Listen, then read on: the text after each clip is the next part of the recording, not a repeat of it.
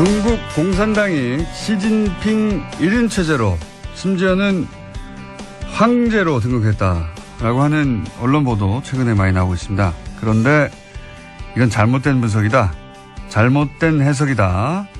이렇게 말씀하시는 분 오랜만에 저희 스튜디오에 다시 나오셨습니다.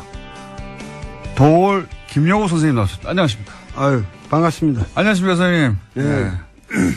지난주에 CBS 김현정의 뉴스쇼에 나오신 걸 듣고, 우리가 한 발 늦었다. 모시려고 했는데, 거길 먼저 나가셨더라고요, 선생님. 섭섭하고. 좀 먼저 불러주지. 맞습니다. 저희가 잘못했습니다. 네. 자, 그렇지 않아도 저희가, 이거는 선생님을 모시고 얘기를 들어봐야 되겠다. 중국 이야기는 네. 전문가시니까. 그리고 시진핑에 대해서도 여러 차례 말씀하셨잖아요. 네. 네. 그래서, 방송 한번 하셨지만 시간이 그렇게 길지는 않았기 때문에 네네. 저희가 또 한 번 모시고 좀 더, 한발적으로 옆으로 갈 수 있겠다 싶어가지고 모셨습니다. 우선 저는 이거부터 여쭤볼게요. 그 시진핑 관련해가지고 황제 대관식이다. 그 외신들도 그렇게 많이 보도합니다. 예, 대관식이다. 그리고 뭐 격대 지정이라고 하나요? 5년 미리. 예, 5년 미리, 그러니까 바로 다음이 아니라 그 다음 그 후계자를 미리 지정해 놓고 시작한다. 예, 그런 전통이 있는데, 이번에는 그렇게 안 하는 거 보니까 향후 10년간 시진핑이 해먹으려고 하는 거구나. 이제 뭐 사실상 전통도 다 깨고 황제가 됐다. 이런 보도가 많이 나왔잖아요. 우선 그거 잘못된 해석이다. 그거 왜 그렇습니까? 거기서부터 시작해야 될 것 같아요. 저도 기사를 읽다가, 그런가? 이렇게 생각했거든요. 역시 형안이 있으시네. 항상 통찰력이 있으시니까. 근데, 그 격대 지정이라고 하는 것은 그 중국의 오래된 전통이고 그것을 시진핑이 계속 했어야 됐다. 이런 전제가 있는데. 그렇죠. 네. 그 전제가 우선 틀린 거죠. 전제부터 틀렸다? 네. 이 격대 지정이라는 것은 중국 현대사에서 단 한 번의 사례밖에 없습니다. 그것은, 등소평이 당시의 정황에서 이 문제를 해결해 나가는데 개혁 개방을 강력하게 추진하기 위해서는 강택민과 같은 상해파의 테크노크라트가 필요하다. 그래서 그 사람을 후계자로 지목을 하면서 근데 이 사람은 상당히 권력 의지가 강하고 그 패거리 의식이 강하기 때문에 주변에 떨거지들이 콱 둘러쌀 거다. 그러면은 중국이 위태롭다. 그래서 굉장히 그런 성향에 반대되는 인물로서 자기가 믿을 수 있는 누구야, 후진타오. 호금도라는 인물을, 다음에는 네가 10년 해먹고, 그거 끝난 다음에 반드시 호금도로 해라. 해가지고, 그걸 격대 지정이라고 그랬는데, 그거는 이거 한 사례밖에 없어요. 그래요? 왜 그러냐면, 그 다음에 시진핑이 올라올 때는 격대 지정이고 아무것도 없는 상태에서, 시진핑은 그냥 올라온 거예요. 이 소위 말해서 강택민 상해파와 호금도 후진타오 공청단 안위성 사람인데 안위파들 뭐 이래가지고 그 사이에서 서로 견제할 때 하다가 엉뚱한 전혀 그 물망에 없었던 인물이 갑자기 튀어오르게 된 거예요. 그러니까 두 파를 견제시켜서 격대 지정이라는 게 오랜 전통이 아니라 요 파가 계속 집권하게 되면은 이제 문제가 생길 것 같으니까 미리 정반대파를 지목해뒀고. 그게 첫 번째 사례일 뿐 그 이후로는 이런 전통에 의해서 계속 굴러간 게 아니다. 아니죠. 그래서 시진핑이라는 사람은 격대 지정과 무관하게 계파 간의 이 밸런싱의 문제로 갑자기 이상하게 튀어올라가지고 된 사람이에요. 이쪽 파도 아니고 저쪽 파도 아니고. 저쪽 파도 아니고. 그리고 양쪽 파를 자기가 된다면 다 쳤거든요. 어떤 의미에서. 그러니까는 이 5년 동안에 이 사람은 굉장히 피눈물 나는 노력을 했고 그 5년간의 결실 이후에 사실은 격대 지정할 이유가 없는 거죠. 왜냐하면 자기가 원하는 그러한 정책을 강력하게 밀기 위해서는 또다시 황태자를 만들면 이건 구식이란 말이죠. 그거는 봉건적인 그 지정 방식이거든요. 그러니까는 오히려 그런 것을 사실은 격대 지정을 안 한 것이 사실은 민주적인 정치 제도의 발전입니다. 오히려? 그렇죠. 오히려 그것은 중국 공산당이 나아갈 굉장히 훌륭한 길을 예시한 거예요. 왜 이런 얘기를 하냐면은 그런 것뿐만 아니라 개인적인 이런 누굴 황태자를 지정하고 뭐 이런 것뿐만 아니라 이것을 제도적으로 정착시키기, 그러니까 제도적인 어떠한 그 위반 사례가 없는 굉장히 치밀한 공정한 결정이라고 하는 것을 입증하는 것이 더 중요한 거는 칠상팔하라는 거거든요. 칠상파가 뭡니까? 칠상팔하. 738하. 67세까지만 정계에 올라갈 수 있고 68세가 되면 정확하게 니들은 다 물러나라. 그러면은 요번에 상무위원 이후 예를 들면 이 정치국 위원 25명 뿐만 아니라 그 밑에 뭐냐면은 204명의 중앙위원들 이 전체가 정확하게 칠상팔하의 원칙을 지켰습니다. 68세는 한마디로 말해서 한 명도 없다는 거예요. 이것은 뭐냐면 중국의 리더십이 세대별로 정확하게 교체되는 룰을 확고하게 만든 거예요. 이것은 동시에 다음 차기 5년 후에 이 시진핑은 69세가 됩니다. 아, 그래서 본인은 저절로 물러나게 될 때. 물러날 수밖에 없는 거죠. 이 원칙에 의해서. 이 칠상팔하의 원칙이 중요한 건데 거기에 걸려있던 사람이 소위 왕치산이라는 사람이었거든요. 그런데 68세가 올해 됐는데 그 사람을 갖다가 중앙기율위원회 소위 말해서 부패청산에 가장 앞섰던 사람이고 이 사람이 계속 갈 거다. 그러면은 이게 황제 권력을 만드는 거다 이랬는데 그 원칙도 깨지고 그 사람이 스스로 물러났어요. 깨끗하게 물러나고. 그래서 중국 지금 정치인은 우리가 생각하는 거하고 달리 어떠한 제도적인 원칙에 의해서 그 공정한 게임을 갖다가 계속 해 나가고 있다는 거예요. 그러면은 후진타오가 격대 지정을 안 했지만 67세라는 원칙을 이번에 스스로 지켰기 때문에 그렇게 지켜서 인선을 했기 때문에 자기는 다음번에 자동으로 올려서 자기가 이제 사라질 거를 지금 예언한 것과 마찬가지죠. 예언한 거죠. 그 자기가 나는 내가 1인 독재 이런 거 관심 없다. 격대 지정의 방식이 아니라 이런 식으로. 그래가지고 니들 앞으로 내가 옛날에 황태자 이런 것이 뭐냐면 굉장히 무리가 많았거든요. 이 보시라의 문제도 있었고 항상 누가 지정이 되면은 거기에 또 부패고리가 나라비 쓰고 자기도 함부로 할 수가 없단 말이에요. 그러니까 거기서 생기는 그런 식의 게임을 하는 게 아니라 최근에 우리한테 문제가 됐던 사람이 저 광동성 서기인 그 후춘화하고 그리고 이쪽 천민월이라는 인물이었잖아요. 모릅니다. 이 천민월이라는 사람은 이 사람의 그 절강성 시절에 이 고스트라이터였거든. 자기 쓰는 연설문 전부 써줬던 문학 소녀 같은 사람인데 그 사람하고 이 후춘화하고 이제 둘이서 격대 지정의 물망에 있다라고 얘기했는데 사실은 그런 방식으로 나는 취하지 않겠다.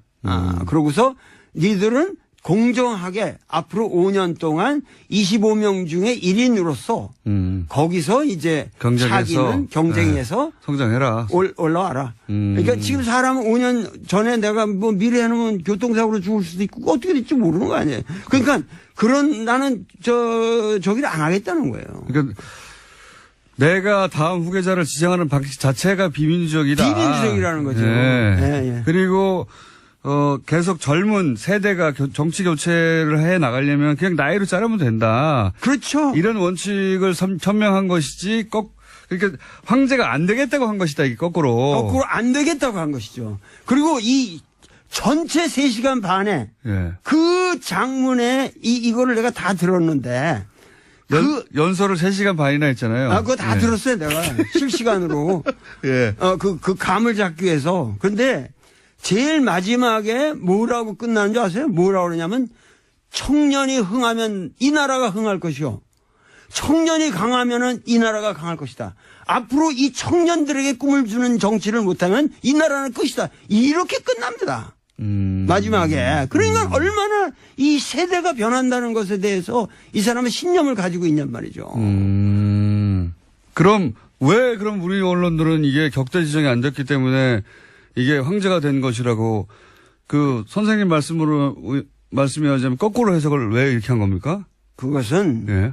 그 중국 정치의 내면을 보지를 않고 소위 말해서 이 시진핑을 보는 시각도 맨날 시진핑은 태자당이다. 이 태자당은 지금 그런 말 쑥 들어갔잖아요. 내가 옛날부터 그럼 그 넌센스다. 이 사람은 태자당도 아니고 전혀 그런 중국이라는 거를 갖다가 무슨 상해파, 태자당, 무슨 공청단파 이런 식으로 중국을 바라보면은 중국 정치를 근본적으로 보지 못한다는 것을 내가 옛날부터 얘기해 왔는데 이런 시각에서 중국을 분석하는 게 일본의 언론의 딱 틀입니까? 틀이에요. 아주. 그래서 우리나라 그 기자님들이 전혀 독자적인 견해를 가지고 중국을 바라보질 않고 지금 나처럼 아마 이 진지하게 이 연설문 하듯 읽고 분석한 사람들이 거의 없는 것 같아요. 그러니까는. 없겠죠. 네. 그러니까는 뭐냐면은 일본 기자들이 중국을 비하시키기 위해서 보는 시각에서만 본다는 거죠. 그러니까 저는 내가 중국을 뭐 이렇게 올린다 이런 게 아니라 네. 우리가 정확하게 중국에서 무슨 일, what's happening? 거기서 무슨 일이 일어났냐고 있는 것을 네. 정확하게 알아야만 우리의 미래를 위해서 중국을 어떻게 중국이라는 함수를 요리해 가느냐 하는데 정확한 전략과 그렇죠. 전술이 나올 수 있다는 거예요. 이거 완전 정반대 해석이네요. 그러니까 네. 근데 그게 일본이 중국을 바라보는 시각을 우리가 그냥 번역하면서 고스란히 들여와서 그렇다는 거죠? 그렇죠. 그렇죠. 네. 그러면은 지금 시진핑이 지금 청년을 말했고 또 동시에 신세대 중국 특색 사회주의라고 주장했는데 말씀까지 다 아시네. 대단한 거예요. 이게 뭡니까? 굉장히 이상한 말이거든요. 신세대 중국 특색 사회주의. 신시대. 신시대. 근데 신시대 중국 특색 사회주의. 이거 시진핑에게 무슨 사상이 있냐? 네. 사람들이 다 묻는데 시진핑은 뚜렷한 사상이 있어요. 어떤 게 있습니까? 뭐냐면 이번 전체 여기 3시간 반의 연설을 치밀하게 분석해 보면 놀라운 게 있습니다. 무슨 얘기냐면은 공산주의라는 것은 우리가 이론적으로 여기 다 아시겠지만 뭐냐면 역사를 이 발전적으로 보는 거 발전 단계로 보는 것이고 그리고 그 역사가 그 변칙법적 발전을 하는 가장 추동력이라고 하는 것이 소위 말해서 생산력과 생산 관계의 모순이라는 거란 말이에요. 네, 마르크스의 주장이에요. 네, 마르크스의 주장에 그래서 그것이 생산 양식을 형성하는데 그게 하부 구조를 이루고 거기서 이제 상부 구조가 놀아난다 이런 얘기인데 이 사람은 완전히 그런 구태의연한 틀을 깼어요. 그러면 중국의 진정한 주요 모순은 뭐냐?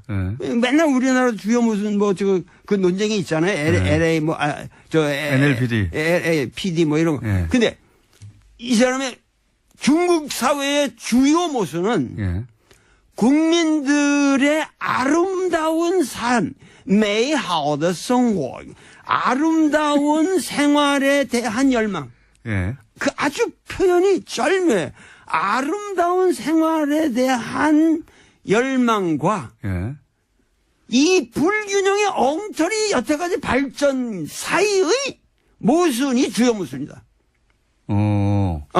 그러니까는 그 아름다운 생활, 삶을 향한 국민들의 열망이라는 건 뭐냐? 양극화를 그렇게 표현한 겁니까? 그렇죠.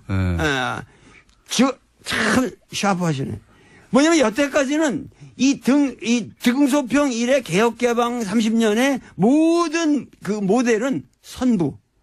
특정한 놈, 흥묘백묘로 해가지고 어떤 놈이든 돈 많이 벌어라. 그럼 우리가 인정해줘 지원해주겠다. 그러면 거기서 꼼꼼을 떨어지는 거 분배한다.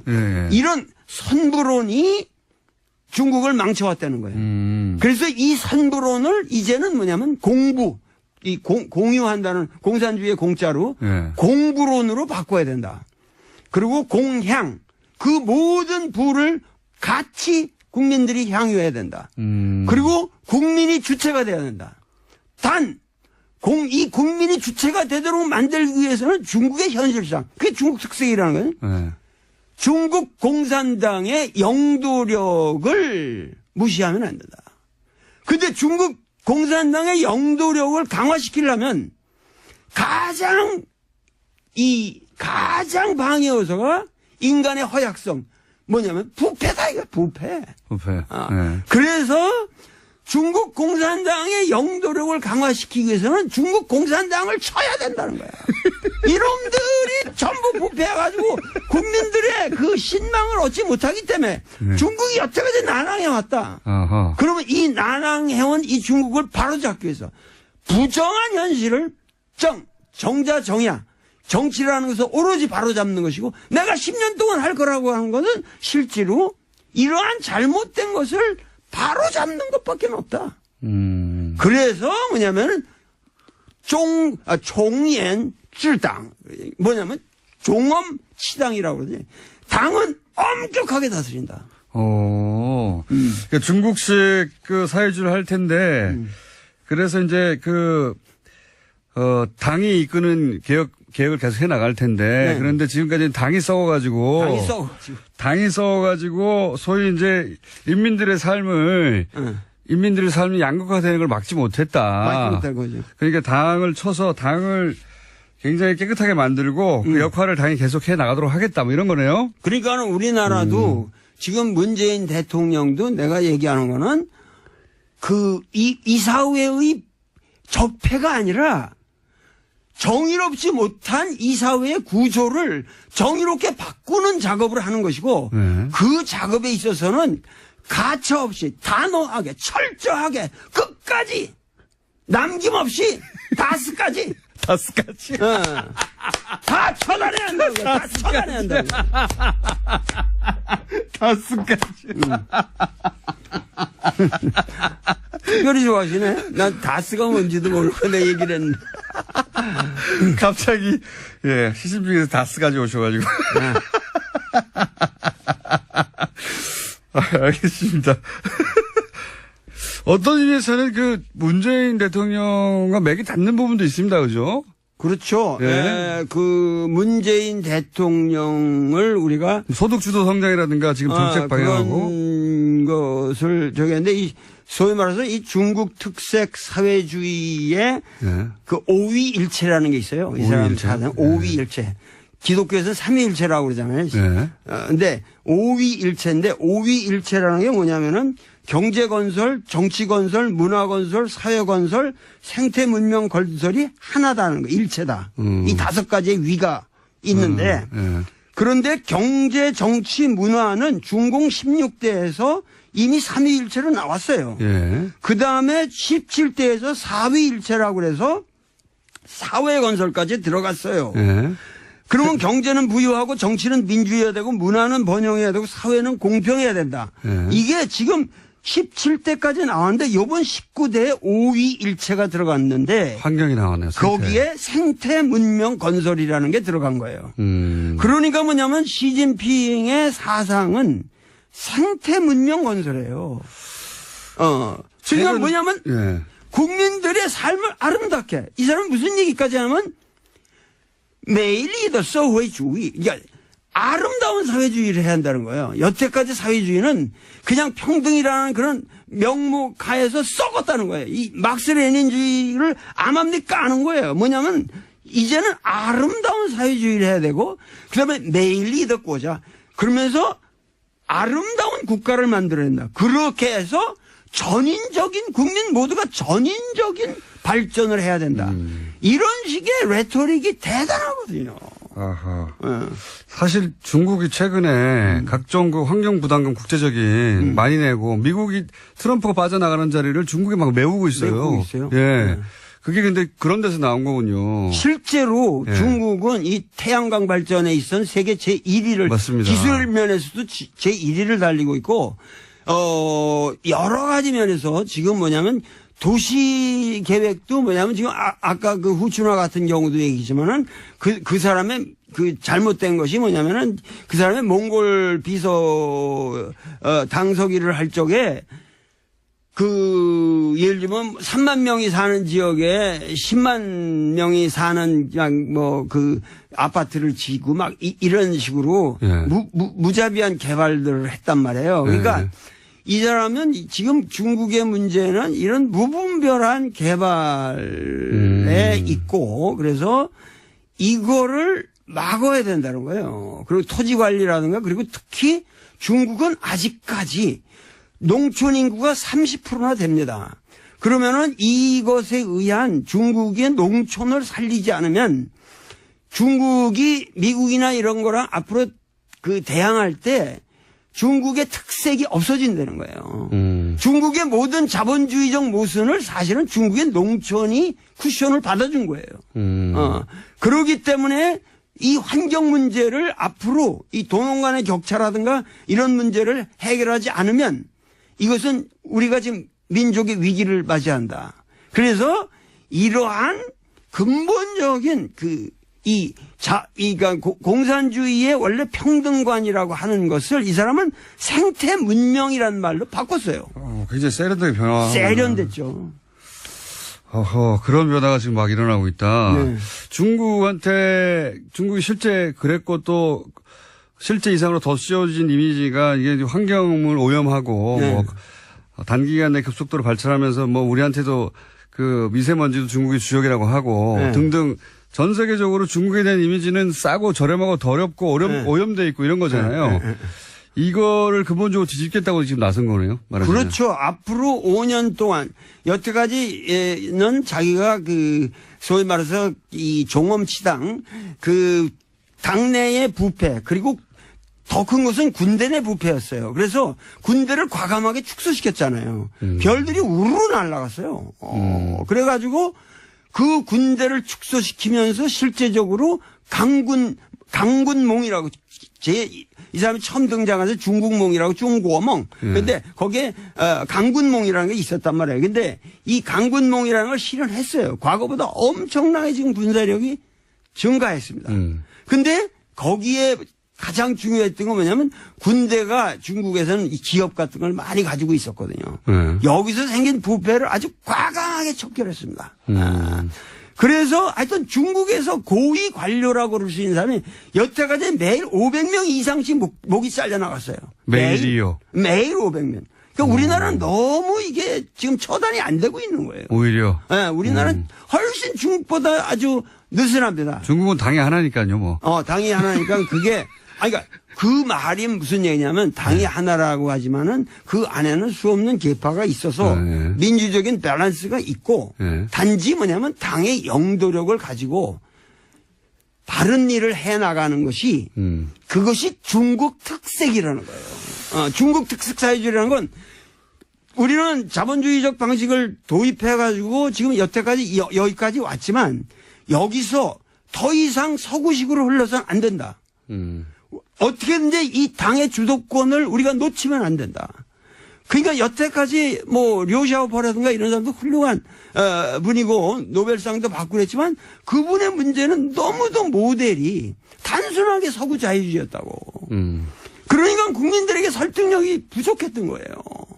그러니까는 이러한 문제들을 감안해서 이 시진핑은 고민이 있는 거예요. 우리가 지금 이 시점에서 이 세계 인류 평화를 위해서 우리가 할 수 있는 일이라고 하는 것은 중국 공산당의 영도력을 살려가면서 어떻게 하면은 생태 문명을 건설하고 그야말로 메이하우드 정말 아름다운 국민들의 삶을 보장하느냐. 미국을 넘어서는 중국을 만들고 싶은 거네요, 말하자면. 그러니까 과거에는 우리가 과거에는 중국과 미국의 모든 우리가 우리가 미국하고 한국을 생각해도 항상 나도 왜 미국 유학을 갔겠어요? 왜 내가 하버드니 이런 걸 그렇게 쳐다보고 그 가서 고생을 했겠어요? 그 미국에 대한 향심이 있고 미국이 선진국이고 그러니까. 미국이 위대하다 이렇게 생각했단 말이에요. 그렇죠. 그런데 지금 과거에 뭐 저 미국이 중국에다 대고 뭐 인권 문제 딱 하면 컴플렉스가 있었단 말이에요. 있었죠. 근데 이제는 뭐냐면은 인권이 제일 들어온 나라가 미국이고 자본이 제일 들어온 나라가 미국이고 자유가 제일 없는 나라가 미국이고 여행 가기 제일 불편한 나라가 미국이고 금융 사기가 제일 많은 나라가 미국이고 이런 미국에 대해서 우리는 더 이상 미국이 말하는 세계관 그들의 말하는 가치관에 우리가 복속될 필요가 없다. 요번에 3시간 반 동안 계속 그 연설 내용이 뭐냐면 중국인의 가치관을 가지고 우리의 다른 척도를 가지고 우리 중국 공산주의의 미래를 봐야 된다. 그러니까 이 사람은 아주 뼛속 깊은 우리가 잠깐만 여기서 우리 언론인들이 시진핑을 바라볼 때 꼭 우리 자유민주주의처럼 쳐다보는 거고 그런 시각에서 볼 때 이 사람이 좀 삐딱하게 나간다 이렇게 본다고. 시진핑은 뼛속 깊이 빨갱이에요.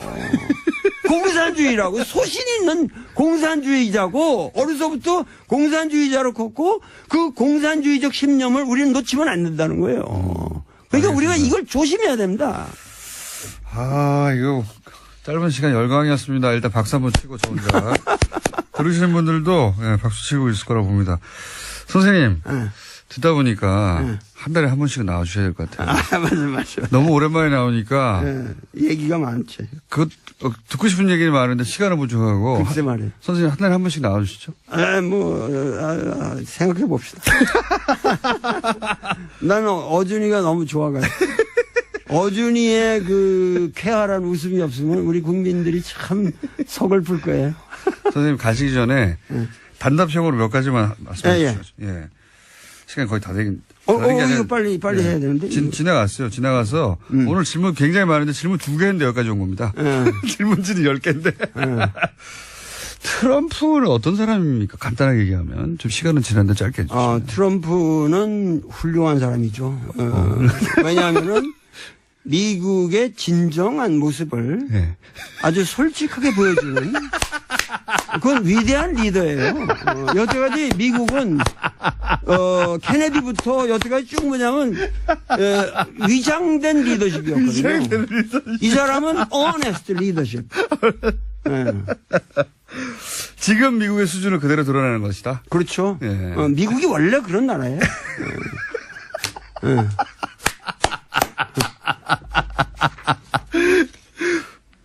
다음 주에 한 번 더 하시죠, 일단. 아니, 이거 제일 마지막에.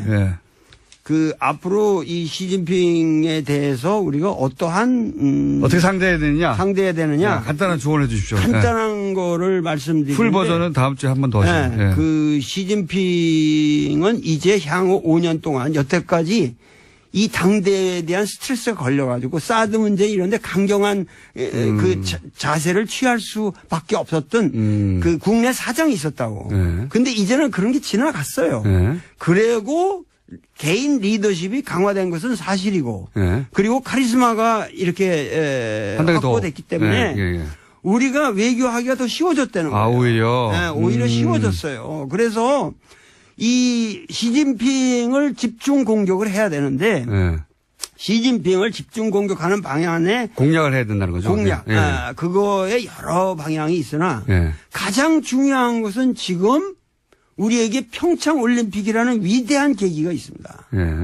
그렇기 때문에 이 평창 올림픽 다음에 그 다음 올림픽이 북경 올림픽으로 돼 있기 때문에 그 다음 개최국의 원수가 참석하는 것도 관례고 그리고 우리가 지금 이 문재인 대통령이 만나질 못했거든요. 여태까지 정상회담을 못했기 때문에 만나긴 했지만 정상회담 아니었고 정상회담을 못했죠. 그렇기 때문에 정상회담 겸 해서 시진핑을 초청을 해야 되는데 내가 얘기하는 건 우리가 국민들이 매스컴이건 뭐든 그 사람이 폼나게 좀 올 수 있도록. 폼나게 해줘야 된다. 폼나게 뭐냐면 이 남북 문제가 또 결려 있단 말이에요. 그러면 이 평창 올림픽을 하나의 세계적인 세계인들이 모이는 자리에서 이 시진핑으로 하여금 자기들이 말하는 중국의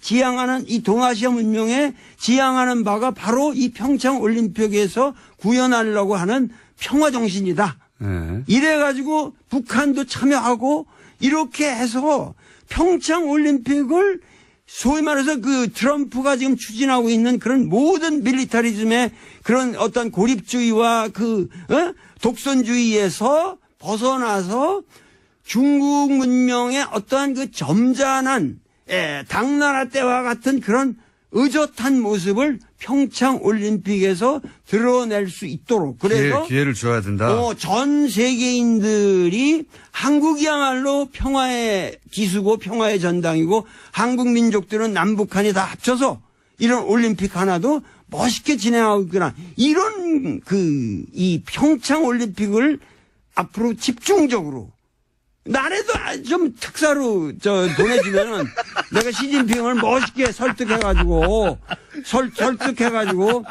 이게 좀 이런 분위기를 만들어야 된다고. 평창 올림픽 대사가 오늘 방송에 출연하고 있습니다. 선생님, 다음 주에 한 번 더 나오셔야 되겠습니다, 일단. 아유, 이거 참 중요한 얘기가 너무 많고. 그러니까요, 저희 질문 2개 하다가 오늘 끝났어요. 네. 뭐 한마디라도 더 물어볼 거 없어요? 선생님, 시간이 다 돼가지고요. 네. 그리고 오늘 이렇게 끝나셔야지 다음 주에 저희가 또 모실 수 있습니다. 예, 아유, 그렇습니다. 예. 다음 주에 나오시는 것으로 그럼. 지금까지, 도올 김용호 선생님이었습니다. 감사합니다. 네, 감사합니다. 예. 이런 선부론이 중국을 망쳐왔다는 거예요. 그래서 이 선부론을 이제는 뭐냐면 공유한다는 공산주의의 공짜로 예. 공부론으로 바꿔야 된다. 그리고 공향 그 모든 부를 같이 국민들이 향유해야 된다. 그리고 국민이 주체가 돼야 된다. 이 국민이 주체가 되도록 만들기 위해서는 중국의 현실상 그게 중국 특색이라는 거예요. 예. 중국 공산당의 영도력을 무시하면 안 된다. 근데 중국 공산당의 영도력을 강화시키려면 가장 방해 요소가 인간의 허약성 뭐냐면 부패다 이거 부패. 네. 그래서 중국 공산당의 영도력을 강화시키기 위해서는 중국 공산당을 쳐야 된다는 거야. 이놈들이 전부 부패해가지고 국민들의 그 신망을 얻지 못하기 때문에 중국이 여태까지 난항해왔다. 아하. 그러면 이 난항해온 이 중국을 바로잡기 위해서 부정한 현실을 정자정야 정치라는 것을 오로지 바로잡는 것이고 내가 10년 동안 할 거라고 하는 것은 실제로 이러한 잘못된 것을 바로잡는 것밖에 없다. 그래서 뭐냐면 종옌治党 뭐냐면 종엄치당이라고 그러지. 당은 엄격하게 다스린다. 그러니까 중국식 그 사회주의를 할 텐데 그래서 이제 당이 이끄는 계획을 계속 해 나갈 텐데 네. 그런데 지금까지는 당이 썩어가지고 소위 이제 인민들의 삶이 양극화되는 걸 막지 못했다. 막지 못할 거죠. 그러니까 당을 쳐서 당을 굉장히 깨끗하게 만들고 그 역할을 당이 계속 해 나가도록 하겠다 뭐 이런 거네요. 그러니까 우리나라도 지금 문재인 대통령도 내가 얘기하는 거는 이사회의 적폐가 아니라 정의롭지 못한 이사회의 구조를 정의롭게 바꾸는 작업을 하는 것이고 그 작업에 있어서는 가차없이 단호하게 철저하게 끝까지 남김없이 다스까지 다 처단해야 한다고. 다 처단해야 한다고. 다스까지. 특별히 좋아하시네. 난 다스가 뭔지도 모르고 내 얘기를 했는데. 갑자기, 예, 시진핑에서 다스까지 오셔가지고. 알겠습니다. 어떤 의미에서는 문재인 대통령과 맥이 닿는 부분도 있습니다. 그죠? 그렇죠. 예.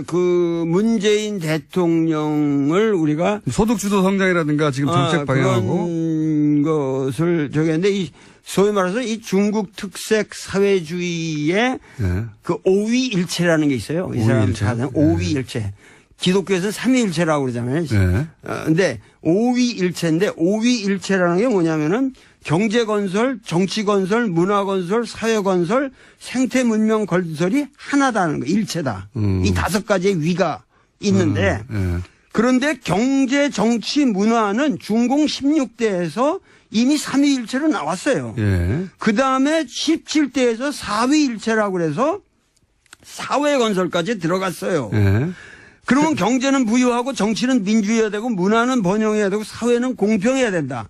이게 지금 17대까지 나왔는데 이번 19대에 5위일체가 들어갔는데 환경이 나왔네요. 거기에 생태 문명 건설이라는 게 들어간 거예요. 그러니까 뭐냐면 시진핑의 사상은 생태 문명 건설이에요. 그러니까 뭐냐면 예. 국민들의 삶을 아름답게 이 사람은 무슨 얘기까지 하면 매일이 사회주의 그러니까 아름다운 사회주의를 해야 한다는 거예요. 여태까지 사회주의는 그냥 평등이라는 그런 명목하에서 썩었다는 거예요. 이 막스 레닌주의를 암암리 까는 거예요. 뭐냐면 이제는 아름다운 사회주의를 해야 되고 그다음에 매일이 꽂아 그러면서 아름다운 국가를 만들어낸다. 그렇게 해서 전인적인 국민 모두가 전인적인 발전을 해야 된다. 이런 식의 레토릭이 대단하거든요. 아하. 사실 중국이 최근에 각종 그 환경 부담금 국제적인 많이 내고 미국이 트럼프가 빠져나가는 자리를 중국이 막 메우고 있어요. 메우고 있어요. 예. 그게 근데 그런 데서 나온 거군요. 실제로 예. 중국은 이 태양광 발전에 있어서 세계 제1위를 맞습니다. 기술 면에서도 제1위를 달리고 있잖아요. 그거 다 예. 들었어요, 내가. 실시간으로. 예. 그 감을 잡기 위해서. 그런데 제일 마지막에 뭐라고 끝나는 줄 아세요? 뭐라고 그러냐면 청년이 흥하면 이 나라가 흥할 것이요. 청년이 강하면은 이 나라가 강할 것이다. 앞으로 이 청년들에게 꿈을 주는 정치를 못하면 이 나라는 끝이다. 이렇게 끝납니다. 마지막에. 그러니까 얼마나 이 세대가 변한다는 것에 대해서 이 사람은 신념을 가지고 있냔 말이죠. 그럼 왜 그럼 우리 언론들은 이게 격대 지정이 안 됐기 때문에 이게 황제가 된 것이라고 그 선생님 말씀이하자면 거꾸로 해석을 왜 이렇게 한 겁니까? 그것은 예. 그 중국 정치의 내면을 보지를 않고 소위 말해서 이 시진핑을 보는 시각도 맨날 시진핑은 태자당이다. 이 태자당은 아무 지금 그런 말 쑥 들어갔잖아요. 내가 옛날부터 그 넌센스다. 이 사람은 태자당도 아니고 전혀 그런 중국이라는 거를 갖다가 무슨 상해파, 태자당, 무슨 공청단파 이런 식으로 중국을 바라보면은 중국 정치를 근본적으로 보지 못한다는 것을 내가 옛날부터 얘기해 왔는데 이런 시각에서 중국을 분석하는 게 일본의 언론의 딱 틀입니까? 틀이에요. 아주. 그래서 우리나라 그 기자님들이 전혀 독자적인 견해를 가지고 중국을 바라보질 않고 지금 나처럼 아마 이 진지하게 이 연설문 하듯 읽고 분석한 사람들이 거의 없는 것 같아요. 그러니까는. 없겠죠. 그러니까는 뭐냐면은 일본 기자들이 중국을 비하시키기 위해서 보는 시각에서만 본다는 거죠. 그러니까 저는 내가 중국을 뭐 이렇게 올린다 이런 게 아니라 우리가 정확하게 중국에서 무슨 일, what's happening? 거기서 무슨 일이 일어났냐고 있는 것을 정확하게 알아야만 우리의 미래를 위해서 중국을 어떻게 중국이라는 함수를 요리해 가느냐 하는데 정확한 전략과 그렇죠. 전술이 나올 수 있다는 거예요. 이거 완전 정반대 해석이네요. 그러니까 근데 그게 일본이 중국을 바라보는 시각을 우리가 그냥 번역하면서 고스란히 들여와서 그렇다는 거죠? 그렇죠. 그렇죠. 네. 그러면은 지금 시진핑이 지금 청년을 말했고 또 동시에 신세대 중국 특색 사회주의라고 주장했는데 그런 말씀까지 다 아시네. 대단한 거예요. 이게 뭡니까? 굉장히 이상한 말이거든요. 신세대 중국 특색 사회주의. 신시대. 신시대. 근데 신시대 중국 특색 사회주의. 이거 시진핑에게 무슨 사상이 있냐?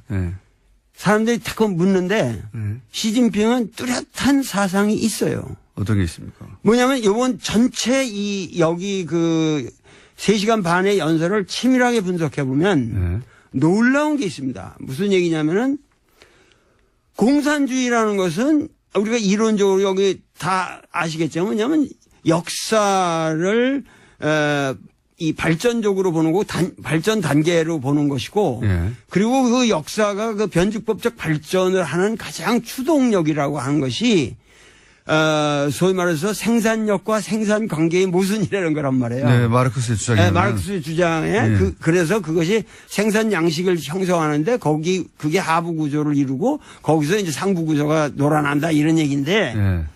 이 사람은 완전히 그런 구태의연한 틀을 깼어요. 그러면 중국의 진정한 주요 모순은 뭐냐? 네. 맨날 우리나라 주요 모순 그 논쟁이 있잖아요. LA NLPD. PD 뭐 이런 거. 네. 근데 이 사람의 중국 사회의 주요 모순은 예. 국민들의 아름다운 삶, 美好的生活, 아름다운 생활에 대한 열망. 예. 그 아주 표현이 절묘해. 아름다운 생활에 대한 열망과 예. 이 불균형의 엉터리 여태까지 발전 사이의 모순이 주요 모순이다. 그러니까는 그 아름다운 생활, 삶을 향한 국민들의 열망이라는 건 뭐냐? 양극화를 그렇게 표현한 겁니까? 그렇죠. 예. 참 샤프하시네. 뭐냐면 여태까지는 이 등소평 이래 개혁개방 30년의 모든 그 모델은 선부.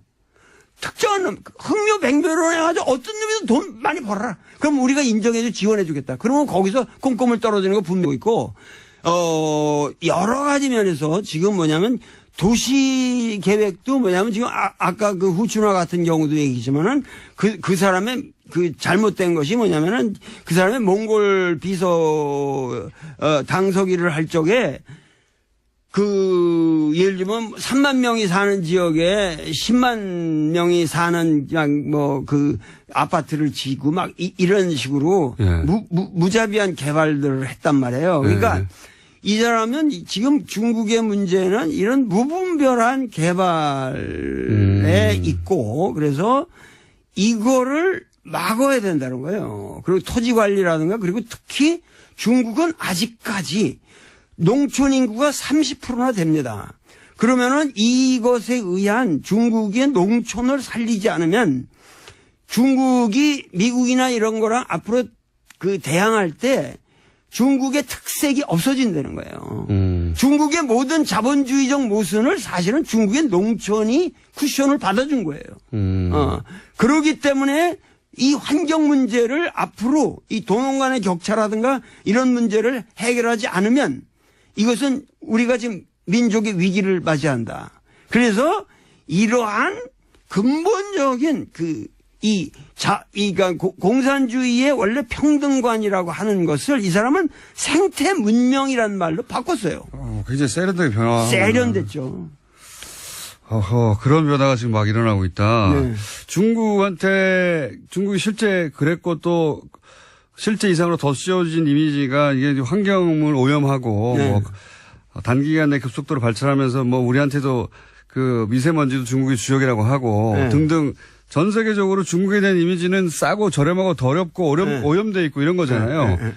이거를 근본적으로 뒤집겠다고 지금 나선 거네요. 말하자면. 그렇죠. 앞으로 5년 동안 여태까지는 자기가 그 소위 말해서 이 종엄치당 그 당내의 부패 그리고 더 큰 것은 군대 내 부패였어요. 그래서 군대를 과감하게 축소시켰잖아요. 별들이 우르르 날아갔어요. 그래가지고 그 군대를 축소시키면서 실제적으로 강군몽이라고 이 사람이 처음 등장해서 중국몽이라고 중국어몽. 근데 거기에 강군몽이라는 게 있었단 말이에요. 근데 이 강군몽이라는 걸 실현했어요. 과거보다 엄청나게 지금 군사력이 증가했습니다. 근데 거기에 가장 중요했던 건 뭐냐면 군대가 중국에서는 이 기업 같은 걸 많이 가지고 있었거든요. 여기서 생긴 부패를 아주 과감하게 척결했습니다. 그래서 하여튼 중국에서 고위 관료라고 그럴 수 있는 사람이 여태까지 매일 500명 이상씩 목이 잘려 나갔어요. 매일이요? 매일 500명. 그러니까 우리나라는 너무 이게 지금 처단이 안 되고 있는 거예요. 오히려. 네, 우리나라는 훨씬 중국보다 아주 느슨합니다. 중국은 당이 하나니까요, 뭐. 당이 하나니까 그게, 그러니까 그 말이 무슨 얘기냐면 당이 하나라고 하지만은 그 안에는 수없는 계파가 있어서 민주적인 밸런스가 있고 단지 뭐냐면 당의 영도력을 가지고 바른 일을 해 나가는 것이 그것이 중국 특색이라는 거예요. 중국 특색 사회주의라는 건 우리는 자본주의적 방식을 도입해 가지고 지금 여태까지 여기까지 왔지만 여기서 더 이상 서구식으로 흘러서는 안 된다. 어떻게든지 이 당의 주도권을 우리가 놓치면 안 된다. 그러니까 여태까지 뭐 료샤오퍼라든가 이런 사람도 훌륭한 분이고 노벨상도 받고 그랬지만 그분의 문제는 너무도 모델이 단순하게 서구 자유주의였다고. 그러니까 국민들에게 설득력이 부족했던 거예요. 그러니까는 이러한 문제들을 감안해서 이 시진핑은 고민이 있는 거예요. 우리가 지금 이 시점에서 이 세계 인류 평화를 위해서 우리가 할 수 있는 일이라고 하는 것은 중국 공산당의 영도력을 살려가면서 어떻게 하면은 생태 문명을 건설하고 그야말로 메이하우드 정말 아름다운 국민들의 삶을 보장하느냐. 미국을 넘어서는 중국을 만들고 싶은 거네요, 말하자면. 그러니까 과거에는 우리가 과거에는 중국과 미국의 모든 우리가 우리가 미국하고 한국을 생각해도 항상 나도 왜 미국 유학을 갔겠어요? 왜 내가 하버드니 이런 걸 그렇게 쳐다보고 그 가서 고생을 했겠어요? 그 미국에 대한 향심이 있고 미국이 선진국이고 그러니까. 미국이 위대하다 이렇게 생각했단 말이에요. 그렇죠. 그런데 지금 과거에 뭐 미국이 중국에다 대고 뭐 인권 문제 딱 하면 컴플렉스가 있었단 말이에요. 있었죠. 근데 이제는 뭐냐면은 인권이 제일 중국 공산당이 시진핑 1인 체제로 심지어는 황제로 등극했다라고 하는 언론 보도 최근에 많이 나오고 있습니다. 그런데 이건 잘못된 분석이다. 잘못된 해석이다. 이렇게 말씀하시는 분 오랜만에 저희 스튜디오에 다시 나오셨습니다. 도올 김영호 선생님 나오셨습니다. 안녕하십니까? 아유, 반갑습니다. 안녕하십니까, 선생님. 네. 지난주에 CBS 김현정의 뉴스쇼에 나오신 걸 듣고, 우리가 한 발 늦었다. 모시려고 했는데, 거길 먼저 나가셨더라고요, 선생님. 섭섭하고. 좀 먼저 불러주지. 맞습니다. 저희가 잘못했습니다. 자, 그렇지 않아도 저희가, 이거는 선생님을 모시고 얘기를 들어봐야 되겠다. 중국 이야기는 전문가시니까. 그리고 시진핑에 대해서도 여러 차례 말씀하셨잖아요. 그래서, 방송 한번 하셨지만 시간이 그렇게 길지는 않았기 때문에 저희가 또 한 번 모시고 좀 더, 한 발쪽으로 옆으로 갈 수 있겠다 싶어가지고 모셨습니다. 우선 저는 이거부터 여쭤볼게요. 그 시진핑 관련해가지고 황제 대관식이다. 그 외신들도 그렇게 많이 보도합니다. 대관식이다. 그리고 뭐 격대 지정이라고 하나요? 5년 미리. 5년 미리, 그러니까 바로 다음이 아니라 그 다음 그 후계자를 미리 지정해 놓고 시작한다. 그런 전통이 있는데, 이번에는 그렇게 안 하는 거 보니까 향후 10년간 시진핑이 해먹으려고 하는 거구나. 이제 뭐 사실상 전통도 다 깨고 황제가 됐다. 이런 보도가 많이 나왔잖아요. 우선 그거 잘못된 해석이다. 그거 왜 그렇습니까? 거기서부터 시작해야 될 것 같아요. 저도 기사를 읽다가, 그런가? 이렇게 생각했거든요. 역시 형안이 있으시네. 항상 통찰력이 있으시니까. 근데, 그 격대 지정이라고 하는 것은 그 중국의 오래된 전통이고 그것을 시진핑이 계속 했어야 됐다. 이런 전제가 있는데. 그렇죠. 그 전제가 우선 틀린 거죠. 전제부터 틀렸다? 이 격대 지정이라는 것은 중국 현대사에서 단 한 번의 사례밖에 없습니다. 그것은, 등소평이 당시의 정황에서 이 문제를 해결해 나가는데 개혁 개방을 강력하게 추진하기 위해서는 강택민과 같은 상해파의 테크노크라트가 필요하다. 그래서 그 사람을 후계자로 지목을 하면서 근데 이 사람은 상당히 권력 의지가 강하고 그 패거리 의식이 강하기 때문에 주변의 떨거지들이 콱 둘러쌀 거다. 그러면은 중국이 위태롭다. 아하. 그래서 굉장히 그런 성향에 반대되는 인물로서 자기가 믿을 수 있는 누구야 후진타오 호금도라는 인물을 그 다음을 다음에는 네가 10년 해먹고 그거 끝난 다음에 반드시 호금도로 해라. 해가지고 그걸 격대 지정이라고 그랬는데 네. 그거는 이거 한 사례밖에 없어요. 그래요? 왜 그러냐면 그 다음에 시진핑이 올라올 때는 격대 지정이고 아무것도 없는 상태에서 예. 시진핑은 그냥 올라온 거예요. 예.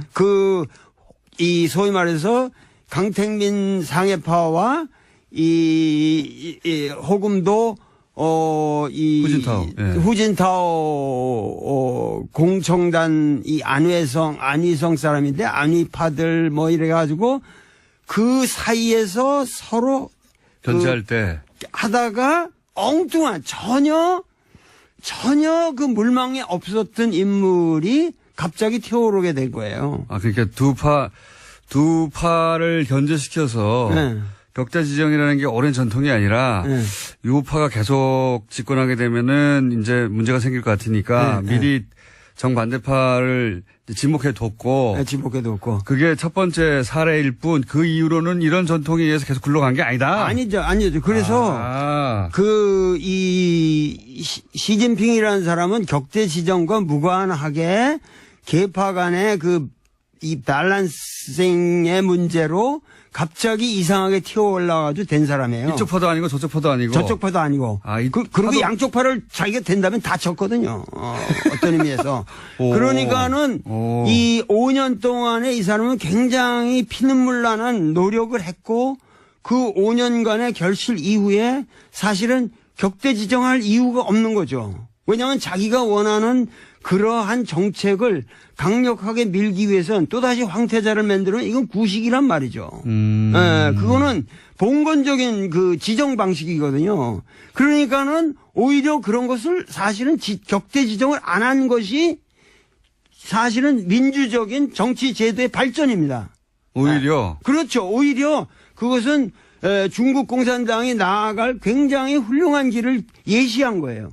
왜 이런 얘기를 하냐면은 그런 것뿐만 아니라 개인적인 이런 누굴 황태자를 지정하고 뭐 이런 것뿐만 아니라 이것을 제도적으로 정착시키기, 그러니까 제도적인 어떠한 위반 사례가 없는 굉장히 치밀한 공정한 결정이라고 하는 것을 입증하는 것이 더 중요한 거는 칠상팔하라는 거거든요. 칠상파가 뭡니까? 칠상팔하.